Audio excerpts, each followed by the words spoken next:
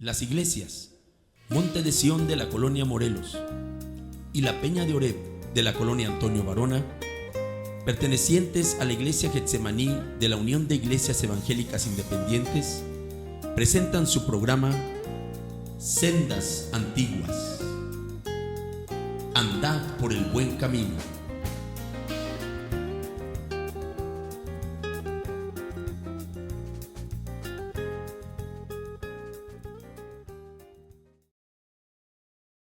Leemos Salmo 77 del 1 al 4 unidos y dice así: con mi voz clamé a Dios clamé y Él me escuchará. Al Señor busqué en el día de mi angustia, alzaba Él mis manos de noche sin descanso. Mi alma rehusaba consuelo, me acordaba de Dios y me conmovía, me quejaba y desmayaba mi espíritu. No me dejabas pegar los ojos. Estaba yo quebrantado y no hablaba. El salmista habla de una situación difícil que estaba enfrentando. Nosotros pasamos también por momentos y situaciones difíciles, por situaciones que muchas veces no sabemos qué hacer. El salmista habla que en cierta ocasión era tal su angustia que se compara con un animal, con el mulo sin entendimiento, que no entendía. Porque cuando llegan las aflicciones y los conflictos, los problemas, la enfermedad, llega a nuestra vida, no sabemos qué hacer. Pensamos si hago esto, si hago aquello, si hago esto otro, me voy por acá, me voy por allá. ¿Y cuántas veces en lugar de arreglar las cosas las empeoramos? Porque no sabemos qué hacer. El salmista sí dice, era como el mulo, no sabía, no entendía, era como el mulo sin entendimiento, no alcanzando a comprender qué es lo que debía de hacer. El salmista habla aquí de una situación difícil. Dice el versículo 2, al Señor busqué, ¿cuándo? En el día de mi angustia. Alzaba a Él mis manos de noche, sin descanso. Mi alma rehusaba consuelo. ¿Cuántos han pasado por esta situación? Quizá ahorita estás en esa situación. La noche se te hace larga. No quieres que amanezca porque vendrá el problema con más fuerza aún. La noche, en cierta ocasión también el salmista habla que en las noches solo se le iba a dar vueltas en la cama sin dormir, por estar pensando, por la aflicción que había en su alma. Cuando el hombre está pasando en esa situación, ¿qué le puede dar descanso? ¿Qué le puede dar tranquilidad? ¿Qué le puede dar fortaleza? Cuando busca acá, busca allá y no encuentra la solución. Dice, aquí al Señor busqué en el día de mi angustia. El verso 3 dice, me acordaba yo de Dios y me conmovía. Entre ese acordarse de Dios, entre ese clamar, está la angustia. Por un lado el clamar a Dios, por otro lado la tribulación por la que está enfrentando. Dice, no me dejabas pegar los ojos, estaba yo quebrantado, me quejaba y desmayaba mi espíritu. Dice, no me dejabas pegar los ojos, estaba yo quebrantado y no hablaba. En esa situación a veces tan contrastante, por un lado nuestra mente, nuestro corazón nos dice, debes de confiar en el Señor. Vienen los hermanos y nos dicen, confía. Vienen los hermanos y dicen, el Señor no te va a dejar.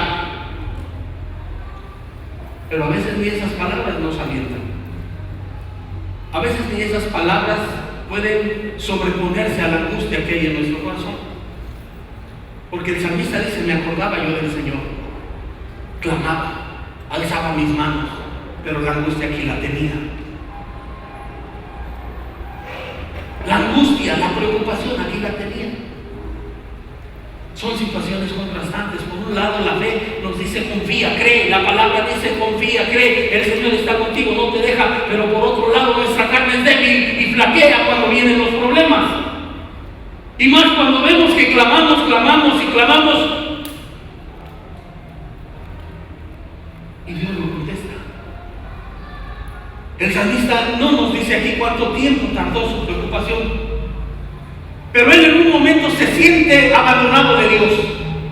¿Quién se ha sentido abandonado de Dios?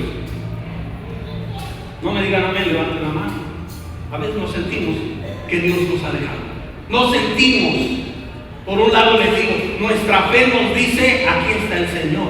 Pero nuestra carne nos dice, está solo. Nuestra carne solo nos dice, es una situación contrastante. El salmista se acordaba de Dios, pero su carne flaqueaba. Pide, ora, insiste, ruega, alza sus manos en las noches, no duerme por estar orando, por estar clamando, por estar diciendo, Dios mío, ayúdame, Dios mío, no me dejes. Pero él piensa que los cielos están cerrados, que Dios no se acuerda de él, que Dios se ha olvidado de él. Pregunta él en el versículo 7, ¿desechará el Señor para siempre? ¿Hasta dónde llega su tribulación y su aflicción? ¿Hasta dónde llega su falta, hasta dónde llega la inquietud que hay en su alma que le hace preguntarse, ¿desechará el Señor para siempre? ¿No volverá más a hacernos propicio? Pregunta en el verso 8, ¿ha cesado para siempre su misericordia? A veces así sentimos que la misericordia de Dios no está con nosotros. Sentimos que Dios nos ha olvidado, que Dios se ha apartado de nosotros. Y más cuando nuestra conciencia nos incrimina, más cuando nuestra conciencia nos señala. Esto te viene por consecuencia de que has hecho lo malo. Y entonces sentimos que Dios se aparta de nosotros, que nos ha desechado, que no vuelve más a hacernos propicio, que ha cesado su misericordia sobre nosotros, que se ha olvidado o que se ha acabado su promesa. El verso 9, fíjense hasta dónde llega el salmista a preguntarse algo que todo el mundo sabe que no. ¿Ha olvidado Dios el tener misericordia? ¿Pero a dónde lo lleva su aflicción? Porque pedía, de día, de noche, y los cielos parecían cerrados. ¿Me habrá desechado el Señor para siempre? A veces oigo yo que, bueno, gracias a Dios, a ninguno de aquí le he oído que dice, yo soy hijo consentido de Dios.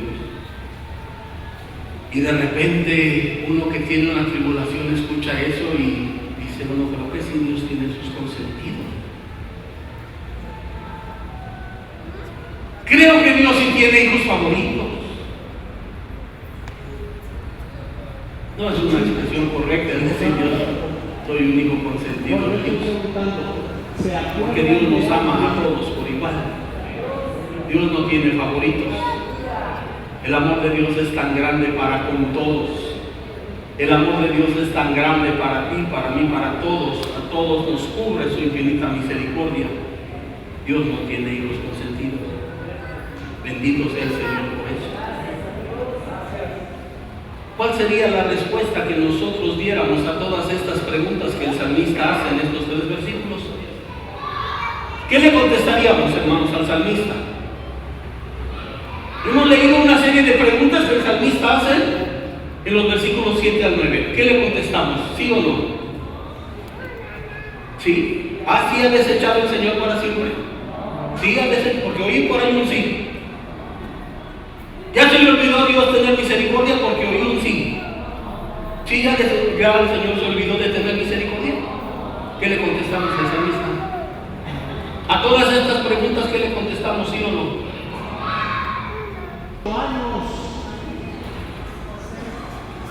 ¿Qué dicen ustedes? ¿Sí o no? Yo digo que no. 15. ¿Nos desecha el Señor para siempre? A veces nos da nuestros barazos, es otra cosa, pero hasta ahí quiere decir que se fija en nosotros, por eso nos da nuestros barazos, pero no nos desecha. ¿Ha cesado para siempre su misericordia? ¿Por qué nomás contestan tres? Les estoy preguntando a toda la congregación: ¿ha cesado para siempre la misericordia de Dios? No. ¿Se ha acabado perpetuamente su promesa? No. ¿Ha olvidado Dios el tener misericordia? No. ¿Ha encerrado con ira sus piedades? No.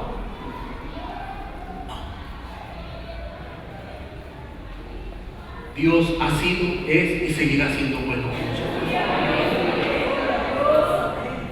Dios seguirá escuchando la oración y la plegaria de su pueblo atribulado cuando clama a Él. A veces pasa tiempo. En la Biblia yo encuentro la historia de diferentes tiempos, ¿no?, en los cuales el Señor se estaba entrometiendo.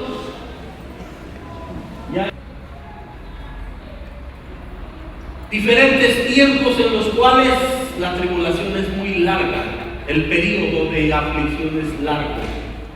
¿Ustedes se acuerdan de alguien que la Biblia mencione y cuánto tiempo estuvo atribulado o enfermo? ¿Cuánto tiempo? ¿Cuánto tiempo? No lo saben, yo tampoco. No, yo estoy preguntando, ¿se acuerdan de alguien que la Biblia mencione que estuvo atribulado y cuánto tiempo estuvo enfermo o atribulado? ¿Jeremías cuántos años? No fue toda su vida, fue todo su ministerio, pero tampoco sabemos cuántos años. ¿Quién? Por ahí decían alguien del Nuevo Testamento. La mujer de flujo de sangre, eso, ya me van entendiendo la pregunta. ¿Cuántos años estuvo enferma esta mujer? ¿Cuántos? 12 años. ¿Quién más?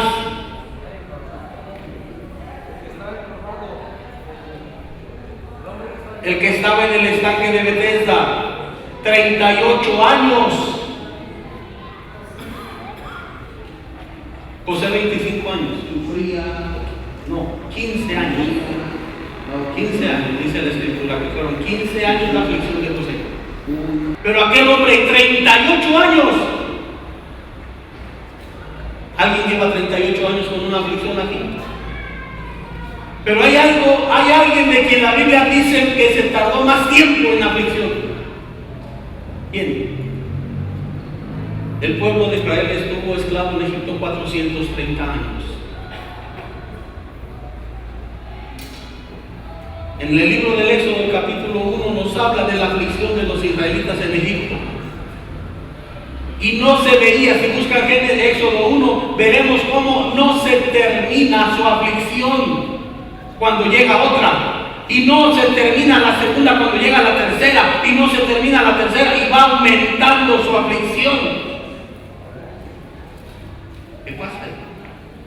No, Israel es el pueblo amado de Dios. ¿Ya hay algo que en Éxodo 1?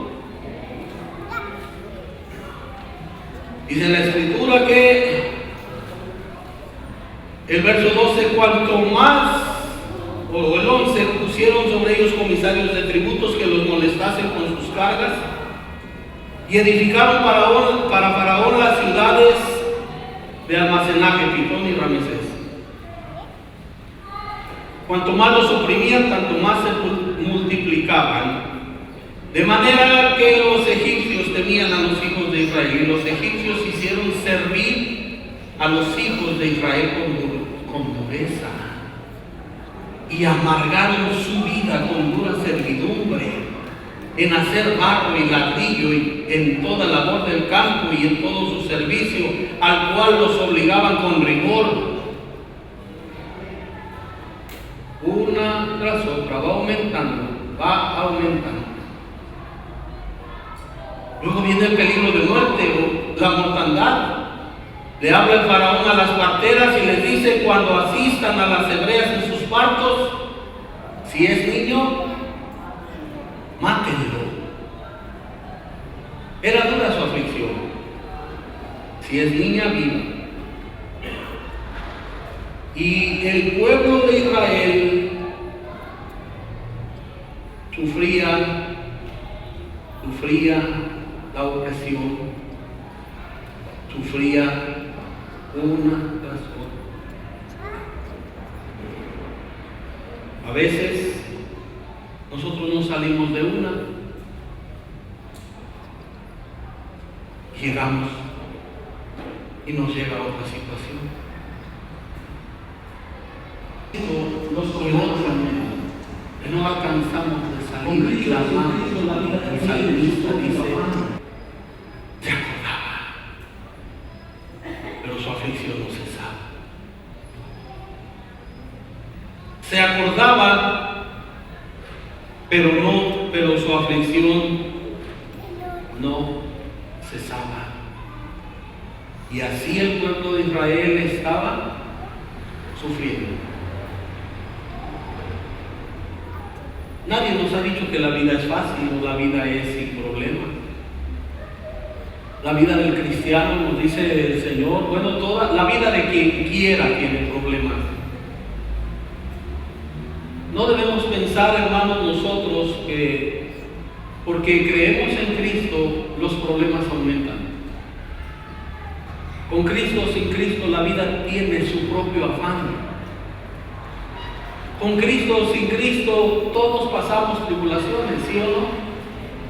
No solo nosotros, los de afuera, los que no tienen a Cristo, también pasan por problemas.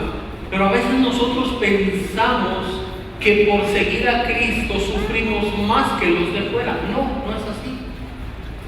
La vida tiene su propio afán, punto. Nosotros recibimos o pasamos por pruebas, luchas, tribulaciones, como cualquier persona. Se enferma el incrédulo, se enferma el ateo, se enferma el borracho, se enferma el cristiano, se enferma el hereje, se enferma todo el mundo. Pasa por problemas todo el mundo. No debemos pensar, porque quiere decir entonces que estamos quejándonos. ¿Por qué? Porque al seguir a Cristo estamos sufriendo más que antes. No es así. No es así. Porque precisamente, si hay algo en la mayoría de los creyentes, si hay algo que ha traído a la mayoría de los creyentes al encuentro con Cristo, que ha sido su necesidad, su enfermedad, su soledad, sus problemas, sus cargas, sus luchas. ¿Cuántos vinieron al Señor porque tenían un problema? La mayoría. Y no tenían a Cristo, pero estaban pasando por problemas y vinieron a Cristo. Vinieron buscando una solución, una ayuda, y Cristo fue la respuesta. Cristo ha sido la respuesta. Cristo es bueno, compasivo y misericordioso. No sufrimos más por ser cristianos que los de fuera. La vida tiene su afán para todos. Porque cuando nosotros decimos, cuando yo me entregué a Cristo me aumentaron las calamidades, y eso lo oye una persona nueva, ¿qué dice la persona nueva? ¿Qué dice? No, San Mujer, yo no le entro. Yo así no le entro, porque si ahorita no puedo y me hago de la fe, menos voy a poder ver estos. Con una hermana andaban evangelizando y una hermanita que empieza a quejarse, ay, mi marido me pega, ay, cómo sufro. Y la de la casa, pues hasta se sacó así como diciendo, yo, ¿qué le pasa? No se preocupe, señora, mejor la inconversa estaba consolando a la cristiana, como la ves. Porque la otra decía, ay, toda mi vida de sufrimiento, ay, cómo he sufrido con este hombre, ay, cómo. O aquel que pasaba testificando y decía, hermanos, vamos, sufro por Cristo. 50 años en el Evangelio y 50 años que se dicen fácil, pero 50 años de sufrimiento. Vamos, sufro. Oye un nuevo y dice, no, yo mejor me voy. Porque si ya no puedo con mis problemas y aquí al entrar se me van a cargar, mejor me voy. No, mejor me voy. Nosotros Reconocemos nuestros problemas, reconocemos nuestras enfermedades, pero reconocemos que Cristo es la roca y nuestro escondedero y nuestro ayudador. Sí.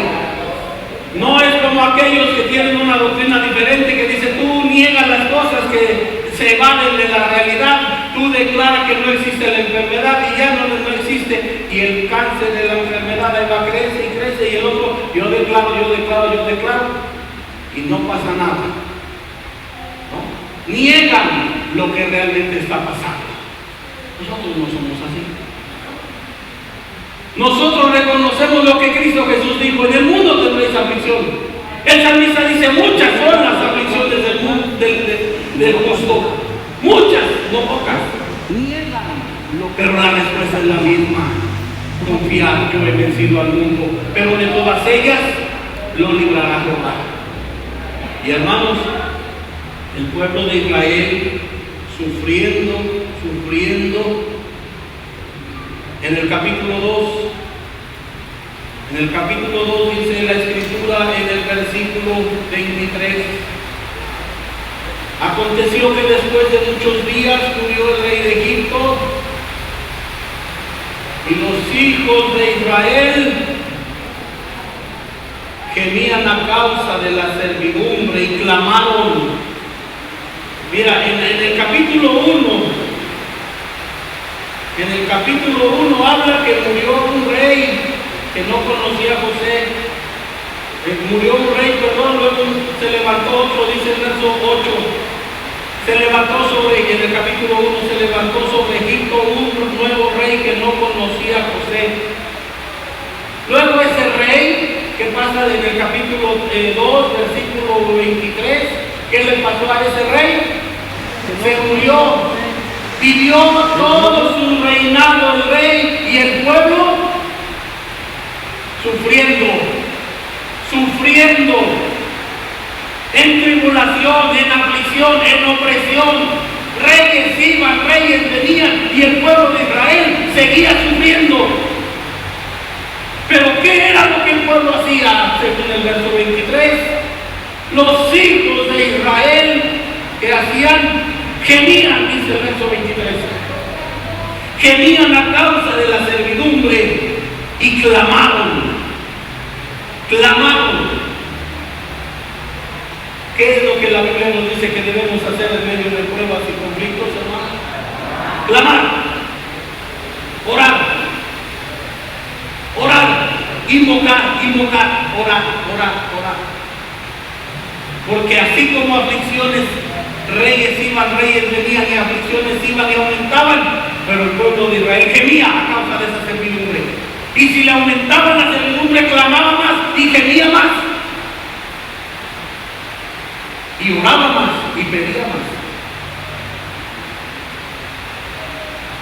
Cuando nosotros, hermanos, leíamos ahí en el Salmo, el salmista está diciendo: se olvidará Dios de tener misericordia. Quizá el pueblo pensaba: ¿dónde está la promesa que le hiciste a Abraham?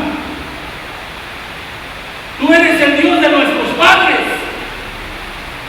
Tú eres el Dios de Abraham, de Isaac, de Jacob, de Israel. Y aparentemente los cielos cerrados. Aparentemente Dios no oye, pero Dios sí oye. Dios oye la oración. Porque entre una de las cosas que el salmista dice: Jehová, tú oyes la oración, a ti vendrá toda carne. Jehová, tú oyes la oración. Y así como el salmista expresa momentos difíciles, momentos de angustia, expresa en el libro de los Salmos cómo encontraba el consuelo de la oración, de clamar, de buscar, de pedir, de gemir, de postrarse en la presencia de Dios para traer sus cargas, para traer sus problemas, siempre, hermanos, con la confianza que Dios oye la oración.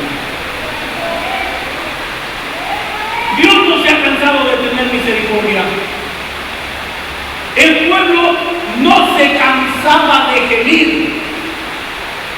porque mientras estaban en aflicción ellos tenían de seguir clamando.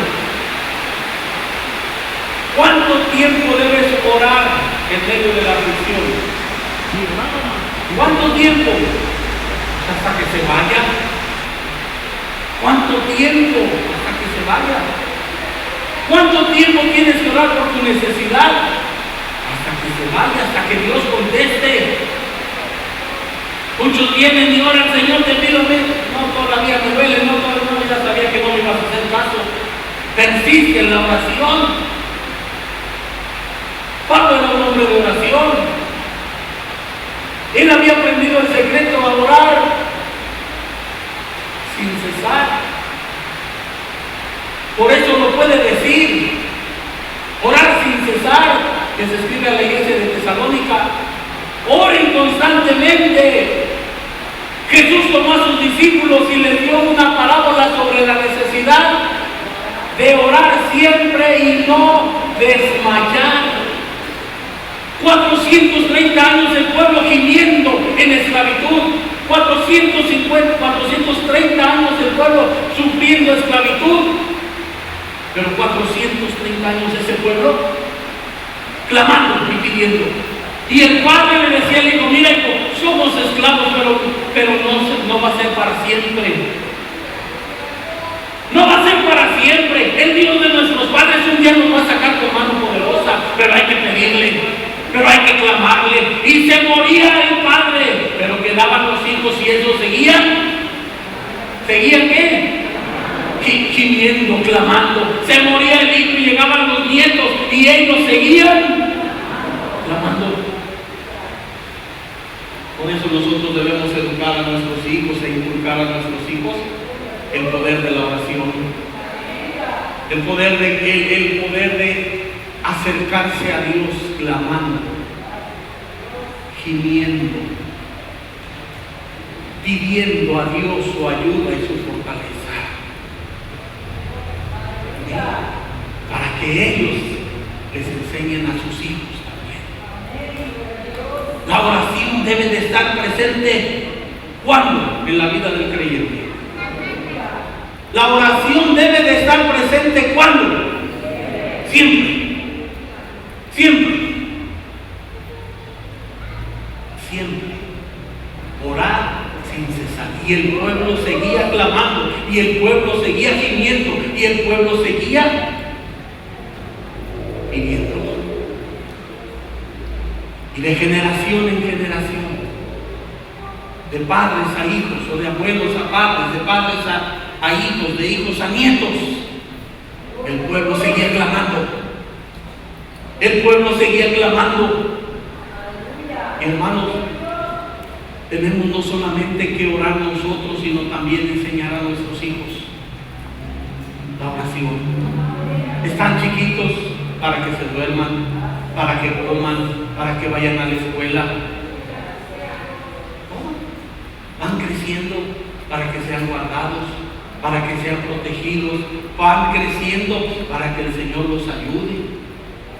En la escuela, en el trabajo, en los amigos, de las malas compañías, de las malas decisiones. Oye la oración. Y así como el salmista expresa momentos. A veces uno dice, yo oro por ellos, sí, pero es mejor que ellos oren por sí mismos. Porque cuando tú te vayas, ¿quién va a pedir por ellos si no les enseñaste a clamar? Hay padres que en el lecho de muerte me dicen, pastor, estoy angustiado porque mis hijos no son salvos y si yo me muero, ¿quién va a pedir por ellos? Porque no les enseñaron a orar, porque no les inculcaron el hábito de la oración. ¿Quién va a pedir por ellos? Ellos deben de pedir, pero no saben. Pero hermanos, nosotros estamos aprendiendo aquí. Gente iba, morían unos, nacían otros, llegaban otros, pero la enseñanza era: clama al Dios de Israel, clama al Dios de Abraham, de Isaac y de Israel, gime a Él, búscalo a Él, pídele a Él. Y la oración, hermanos, les llama la atención de Dios. La oración llama la atención de Dios. lo sabe todo. Dios conoce nuestros problemas, nuestras cargas, pero quiere oírnos. Quiere oírnos. Si no, no hubiera escrito Jeremías 33:3. Porque alguien pregunta, si el Señor sabe mi necesidad, ¿por qué no me la resuelve ya? Porque quiere que tú ores, quiere que tú clames, quiere que tú pidas, quiere que tú lo busques. Si así en la necesidad no lo buscas, imagínate cuando no hay necesidad. Por eso el Señor, aunque te ve, aunque sabe, pero quiere oírte. Y si tú clamas, Dios oye. Dice aquí, hermanos, el verso 23, al final, subió a Dios el clamor de ellos con motivo de su servidumbre. Esa oración que ellos pensaban que se quedaba ahí en Egipto, esa oración que ellos pensaban que se quedaba sepultada por la arena del desierto, no, subió. Tú oras, tú clamas, tú pides, tú gimes, y tu oración sube. A veces decimos, yo siento que Dios no me oye. ¿Cuántos han sentido que Dios no los oye? Hace un rato se oían más o menos. ¿Cuántos han sentido que Dios los ha abandonado? Eso es lo malo de andar resentidos. Ya les he dicho 1000 veces que no anden resentidos, porque nosotros no andamos por sentimiento, no andamos por vista. Dice la Biblia que andamos por fe. Tú sientes que tu techo que tu oración no llega ni al techo, eso siente tu carne. Pero tu fe te debe de decir, tu oración está llegando al trono de la gracia de Dios, donde puedes alcanzar misericordia para el oportuno socorro. Pero preferimos que sean los sentimientos los que nos gobiernen. Preferimos que sean los sentimientos. Ay, yo siento que Dios no me oye. Ay, yo siento que ya Dios no me hace caso. Yo siento que ya me abandonó. Deja a un lado lo que tú sientas. No tiene valor. Es lo que tú crees. Es lo que tú crees. ¿Y qué vas a creer? Lo que la palabra de Dios dice. El salmista dice, este pobre clamó y Jehová le oyó y le libró de todas sus angustias. Eso es lo que tú y yo y todos debemos de creer. Creerle a Dios, no le creas a tus emociones. No le creas a tus sentimientos. No le creas de que tú estás sintiendo que si sale, que no sale, que te abandona. Dios no te abandona. Él está en todas partes. Él es un Dios no solamente todopoderoso. Él es un Dios que está en todo lugar. Él todo lo llena. Él todo lo sabe. Él todo lo puede. Él todo lo llena. Él es el Dios omnipresente. Dime un lugar que la gloria de Dios no llene. No lleno yo, dice el Señor, toda la tierra. No lleno yo todo el universo, dice el Señor. El cielo es el trono de mi Dios, dice la Escritura. Todo lo llena Él. Él nunca te va a abandonar, porque Él está en todo lugar. ¿Con cuánta razón cree esa palabra? Para que le creas que Él escucha tu oración. Y cuando tú clamas, tu oración sube. Tu oración sube, no se queda estancada. Porque la oración traspasa el piso, el techo, traspasa la lámina, la losa, lo que sea. Vaya, ni siquiera el diablo puede estorbar cuando tú oras. Porque el diablo quisiera agarrar tu oración y borrarla. No puede. No puede, tú clamas a Dios. Y es como es eso entre tú y Dios solito, el diablo no puede meterse. No quisiera él borrar las oraciones de los justos. No quisiera él borrar las oraciones de los corazones afligidos que claman al Señor. Claro que el diablo quisiera hacerlo, borrarlo para que nadie le pida a Dios y no llegue a la gracia de Dios, pero no puede hacerlo.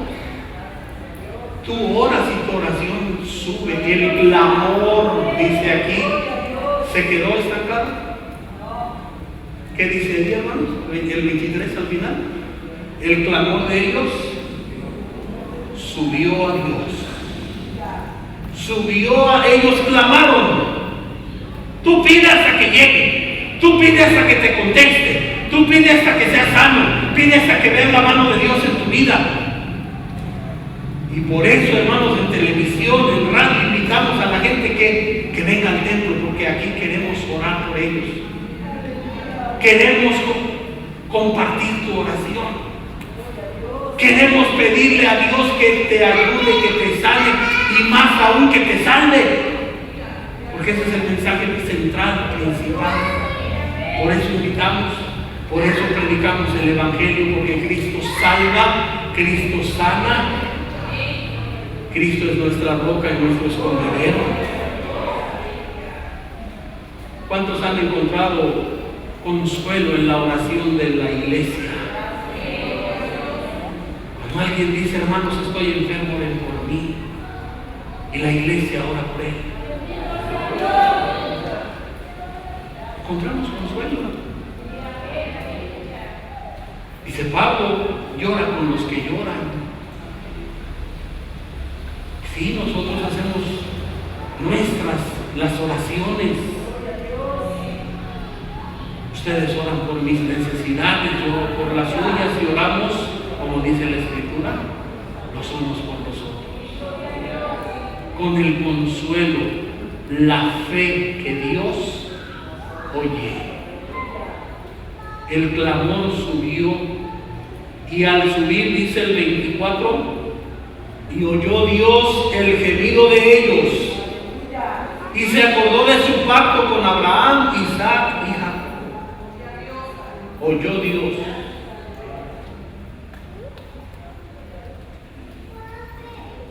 Hablábamos ahorita de Dios que está presente en todas partes. Ahora aquí nos habla de otro atributo de Dios, de otra característica del único Dios vivo y todopoderoso, que Él sí oye la oración. Salmo 115, ¿qué dice? Que los ídolos tienen orejas, pero no oyen. Y fíjate qué hace la gente. Como en tiempos, aquel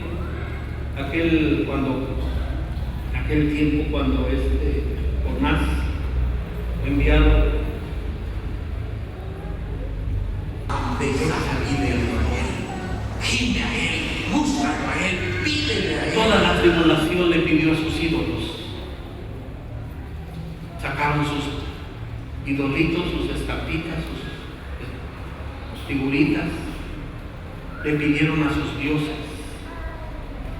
Sacaron sus rosarios, porque eso no es nuevo, los hindúes, hay religiones que tienen el rosario, árabes, muchísimas religiones tienen el rosario, y sacaron todo mundo le pidió a su Dios, pero eran dioses muertos, que tienen orejas y no oyen. Tienen ojos, porque el versículo 25, ¿qué dice aquí? No, el 25, ¿qué dice? ¿Qué dice? Grítalo, ¿qué dice? Miró. O sea que Dios tiene ojos y te ve tu necesidad. Te ve tu angustia, te ve tu enfermedad, te ve tu problema, te ve, oyó, miró. Los otros tienen ojos, pero no ven. Tienen orejas, pero no oyen. Qué hermoso es saber que nuestro Dios sí oye. Qué hermoso saber que el único Dios vivo y verdadero es nuestro Dios. Y por eso alabamos su nombre, hermano. ¿Cuántos dan gloria a Dios en esta hora? ¿Quién puede levantar su mano y dar gloria a Dios? Porque Él es nuestro Dios. Nuestro Dios no es un ídolo. Nuestro Dios no es una figurita. Ay, mira qué bonito el niño, cómo lo disfraza. No. Ah, no es un Cristo decente. Nuestro Dios es el Dios que hizo los cielos y la tierra, que no podemos compararlo con nada. No podemos compararlo con nada. Él es Dios de dioses, dice la Escritura. Él es el único Dios vivo y verdadero. Tú clamas y Él oye. Tú estás afligido y Él te ve. Y Dios oyó el gemido de ellos. ¿Qué es lo que Dios oyó? ¿Qué oyó? El gemido, la oración. Tú clamas y Dios te oye. Si no oras, Dios no te oye.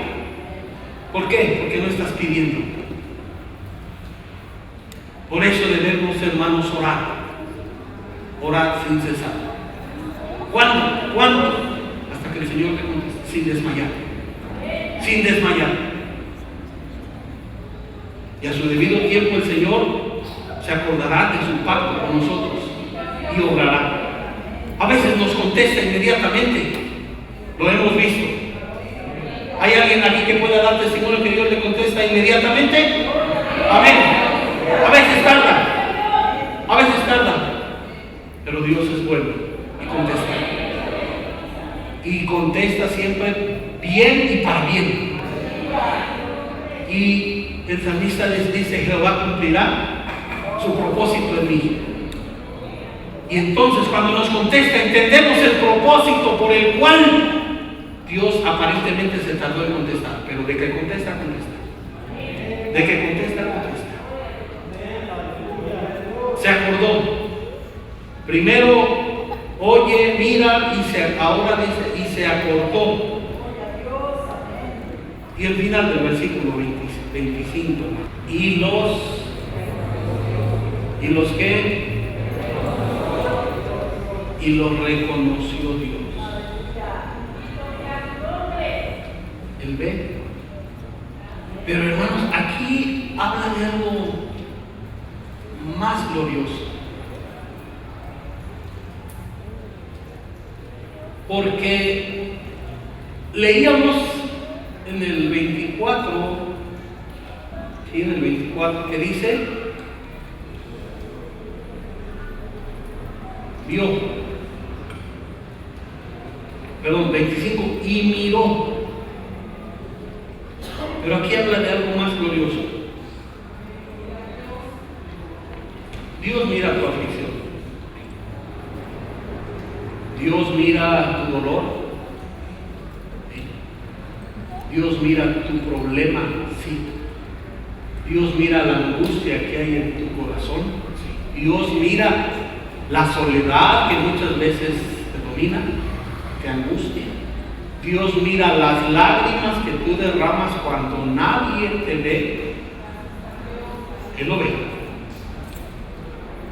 Dios miró la aflicción, miró la angustia. Mira la preocupación que hay en tu corazón ahora. Mira el temor que puede existir en tu corazón por lo que sea, pero Él lo ve. Él ve tu condición. Pero aquí, cuando dice lo reconoció Dios, no solamente habla de mirar, habla de algo más glorioso. ¿Lo entienden, hermanos? ¿De qué habla aquí? De un reconocimiento personal. ¿Entienden la diferencia? Y esto es lo glorioso, de que Dios nos conoce a cada uno de nosotros. No le somos desconocidos. Él conoce a todas las estrellas por nombre, dice la Escritura. Nos conoce a cada uno de nosotros. Hay personas a quienes nosotros nunca conoceremos o ellas nunca nos conocerán. Pero aquí habla que Dios sí nos conoce. que Dios sí te conoce. ¿Cómo no te va a conocer cuando Él ha dicho antes que te formase y no te conocía? Y vieron tus ojos mucho antes de nacer. Yo te conozco, dice el Señor, desde antes que nacieras. Pero nosotros clamamos y Él escucha nuestra voz. Y en el escuchar nuestra voz y mirarnos, la oración llama la atención de Dios. No es tu angustia lo que llama la atención de Dios, es tu oración. No es tu necesidad lo que, porque a veces decimos, ay Señor, no ves cuánto sufro, sí lo ves, pero eso no llama la atención de Dios. Lo que llama la atención de Dios es tu clamor. Lo que llama la atención de Dios es que tu oración. Lo que llama la atención de Dios es tu gemido, tu clamor delante de Él. Eso es lo que llama la atención de Dios. Porque cuando Él oye tu voz, voltea y te ve. Voltea y te ve. Y al verte, ve tu aflicción, la conoce y la sabe. Pero cuando tú oras, Él voltea y te ve y te reconoce. Es hermoso eso, ¿no, hermano? Somos fortalecidos por eso, porque el Señor nos conoce. Pero el Señor, cada vez que tú clamas, dices, esa vocecita yo la conozco. Esa es la voz de mi hijo fulano, es la voz de mi hija fulana.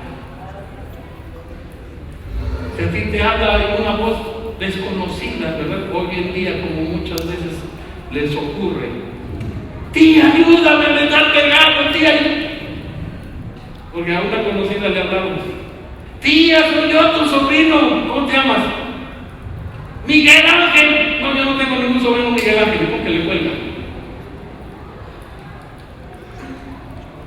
Pero cuando si es un familiar, cuando oyen la voz que sí es, entonces sí ayudarle.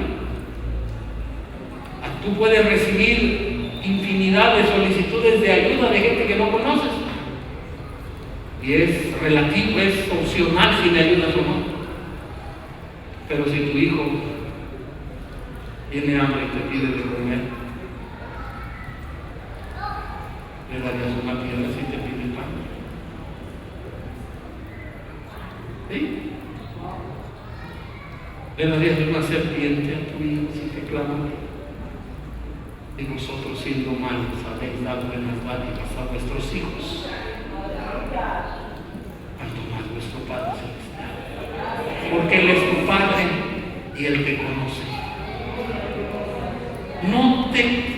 Fortalécete porque Él conoce tu aflicción, pero fortalécete más porque Él te conoce a ti.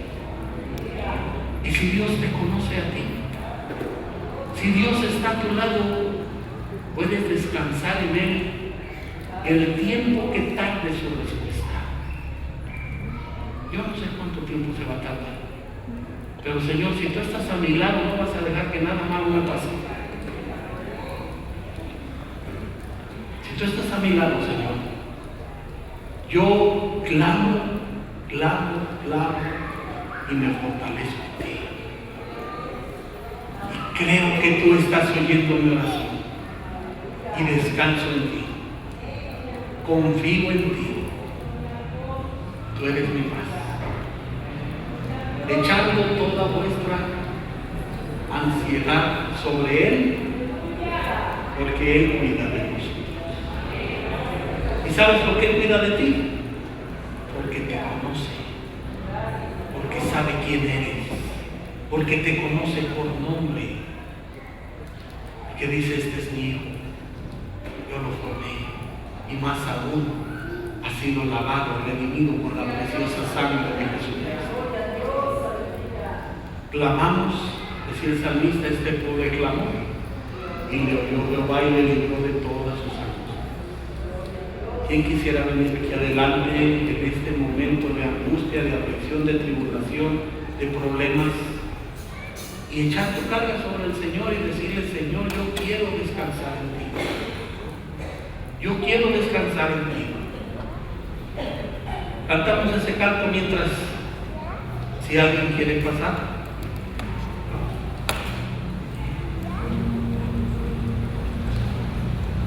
Él es mi paz, ha quebrado todas mis cadenas. Él es mi paz, Él es mi paz, Él es mi paz, ha quebrado todas mis cadenas.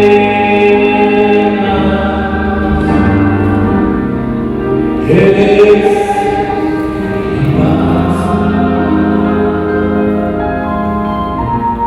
Él es mi paz, hecho toda mi ansiedad sobre él, pues se cuida de mí. Él es mi paz, Él es mi paz,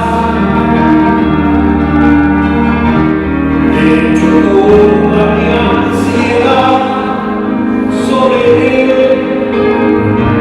pues se cuida de mí. Él es mi paz, Él es mi paz. Estás afligido, atribulado, ¿por qué no vienes? Dóblate de rodillas y dile: Señor, esta es mi carga y la quiero echar sobre ti. ¿Alguien más quiere venir aquí adelante para doblar sus rodillas?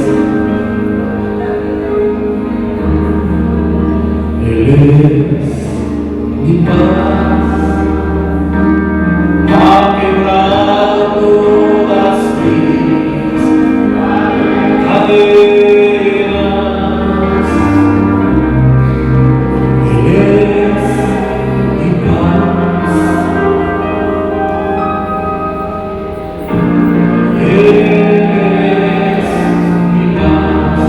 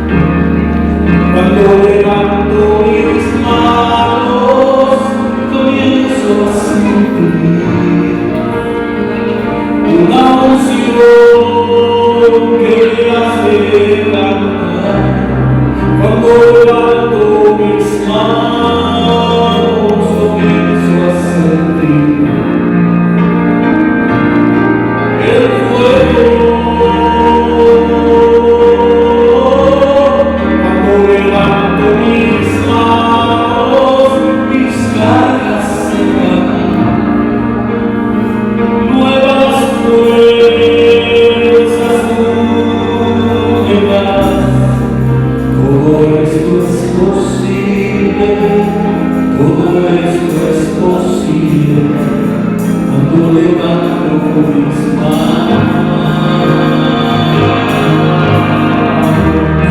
Cuando levanto mis manos, comienzo a sentir una unción que me hace cantar. Cuando levanto mis manos, comienzo a sentir el fuego. Cuando levanto mis manos, mis cargas se van, nuevas fuerzas tú me das. Todo esto es posible, todo esto es posible, cuando levanto mis manos.